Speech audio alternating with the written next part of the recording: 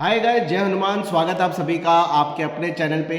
Guys, JEE main 2024 के session 2 की application का प्रोसेस चालू हो चुका है। सेशन 2 के एप्लीकेशन का प्रोसेस चालू होने के साथ ही बहुत सारे बच्चे काफ़ी सारे के अलग अलग कन्फ्यूजन में दिखाई दे रहे हैं और बहुत सारे बच्चे ऐसे भी दिखाई दे रहे हैं जिन्होंने जेईई मेन जनवरी में फॉर्म फिलिंग में कोई ना कोई मिस्टेक कर दी है और अब वो सेशन 2 में उसको करेक्ट करना चाहते हैं। लेकिन इस करेक्ट करने की जल्दबाजी में कई सारे बच्चों के मैसेज ऐसे आ चुके हैं, कई सारे बच्चों के लगातार कॉल आ रहे हैं। इसलिए ये वीडियो हर एक बच्चे के लिए इंपॉर्टेंट होता हुआ दिखाई दे रहा है। जो बच्चे सेशन 2 के बाद सेशन 2 में या तो किसी पर्टिकुलर भरने में गलती को सही करना चाहते हैं या फिर वो सेशन 2 के लिए एज ए नए कैंडिडेट की तरह, नए कैंडिडेट का मतलब हुआ पहले जेईई मेन जनवरी के लिए अप्लाई किया और केवल अब जेईई मेन अप्रैल के लिए अप्लाई करना चाहते हैं, उन सब के लिए बहुत यूज आने वाला है। कई सारे बच्चों के दिमाग में अभी ये डाउट चल रहा है जिन्होंने फॉर्म में कैटेगरी भरने में मिस्टेक कर दी है।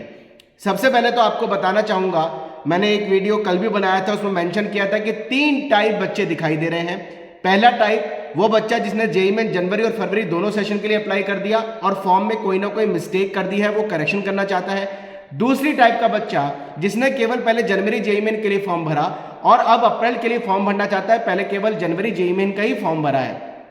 तीसरी कैटेगरी यानी तीसरी टाइप का बच्चा जिसने पहले फॉर्म भरा ही नहीं है, अब वो नया फॉर्म भरना चाहता है, यानी पहली बार वो अप्रैल सेशन के लिए फॉर्म भरना चाहता है। हालांकि हमारे ऐसे बच्चे बहुत कम होंगे जो पहली बार फॉर्म भरना चाहते हैं, क्योंकि मैक्सिममली बच्चों ने जेईई मेन जनवरी का एग्जाम दिया है या फॉर्म तो भरा ही होगा।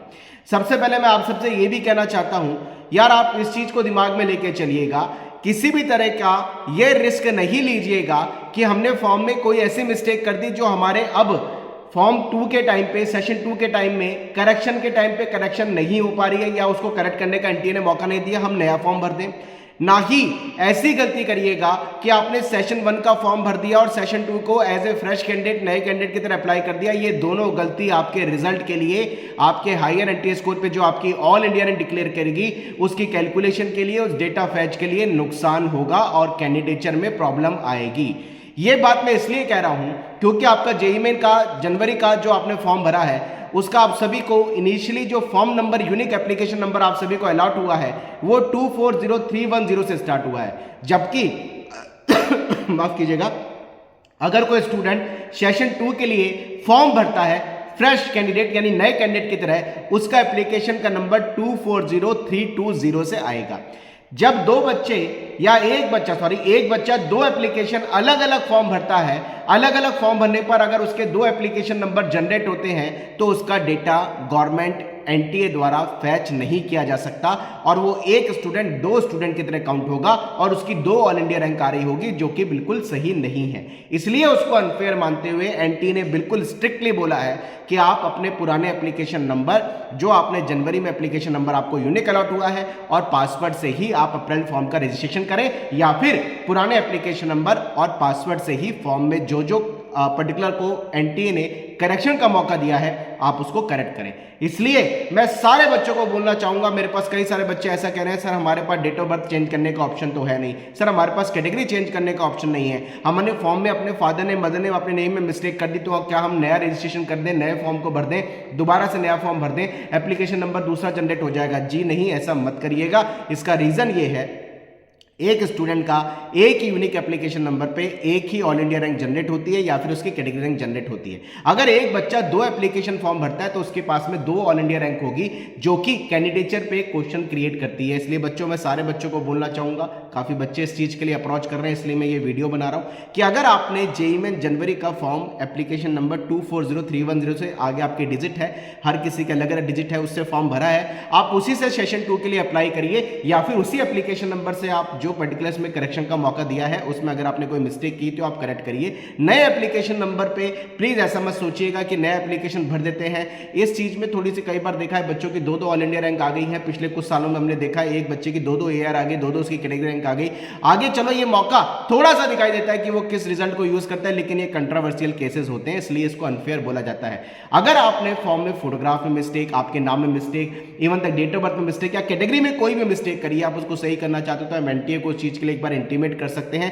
फिर देखिए कि एनटीए की तरफ से आपके पास क्या सॉल्यूशन आता है, उसके अकॉर्डिंग आप काम करिएगा। लेकिन ऐसी गलती या ऐसा मत करिएगा कि आपने जेईई मेन जनवरी का application as a unique candidate किसी और एप्लीकेशन नंबर से भर दिया और जेईई मेन अप्रैल का रजिस्ट्रेशन या फिर आपने करेक्शन करने के लिए नए यूनिक नंबर से आपने फ्रेश कैंडिडेट की तरह रजिस्ट्रेशन कर लिया, क्योंकि लिखा हुआ है अगर आपने जेईई मेन जनवरी का फॉर्म भरा हुआ है, आप उसमें कोई भी करेक्शन चाहते हैं या आपने पहले जनवरी जेईई मेन के लिए फॉर्म भरा है, आप अप्रैल का फॉर्म भरना चाहते हैं, पुराने एप्लीकेशन नंबर और पासवर्ड से ही फॉर्म को भरिए, क्योंकि एक बच्चे का एक एप्लीकेशन नंबर यूनिक कैंडिडेट की तरह काउंट होता है और उसी के बेस पर दोनों एप्लीकेशन नंबर नहीं होते, एक ही एप्लीकेशन नंबर होता है, रोल नंबर अलग अलग होते हैं, लेकिन एप्लीकेशन नंबर जेईई मेन जनवरी का ही अप्रैल में यूज आता है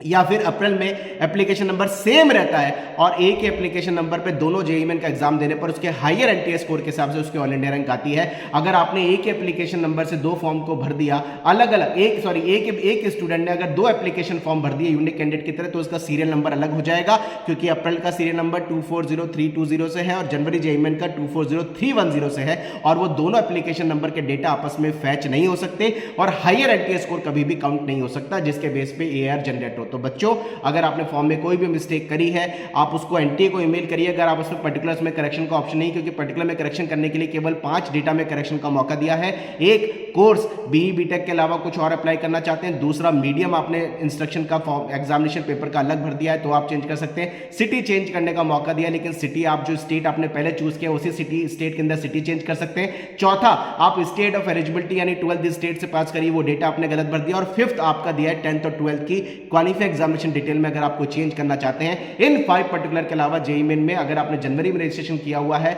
आप अप्रैल में करेक्शन करना चाहें या फिर अप्रैल में फॉर्म भरना चाहें क्योंकि जनवरी में आपने नहीं भरा, तो केवल इन 5 पर्टिकुलर में ही आप करेक्शन कर सकते हैं और यही 5 पर्टिकुलर आपको दोबारा फॉर्म भरने में यूज आएंगे, नया आपको फॉर्म नहीं भरना है। उम्मीद है यह वीडियो आपके लिए यूजफुल होगा और कुछ कंट्रोवर्सी आप अगर क्रिएट करते हैं तो ये रिस्क आपको पता चलेगा कि कंट्रोवर्सी होने पर एक बच्चे के 2 एप्लीकेशन नंबर अलग अलग भरने पर उसके 2 ऑल इंडिया रैंक आएगी, जो कि आपस में डेटा फैच नहीं होने के कारण कंट्रोवर्शियल केस में काउंट हो सकती है। इस चीज से बचिएगा। अपने कमेंट लिखें, अपनी क्वेरीज लिखें, मैं पूरी कोशिश करूंगा आपकी क्वेरीज को पढूं और उनके सॉल्यूशन आप तक पहुंचा पाऊं, लेकिन प्लीज इन चीजों का जरूर ध्यान रखें क्योंकि इंपॉर्टेंट है आपके करियर में आगे जाकर के कोई प्रॉब्लम ना आए, इसलिए हम इन चीज की बारीकी को आपको समझाने की कोशिश करते हैं। Wish you all the best, efforts लगाते रहिए। जय Hanuman, bye bye, thank you very much.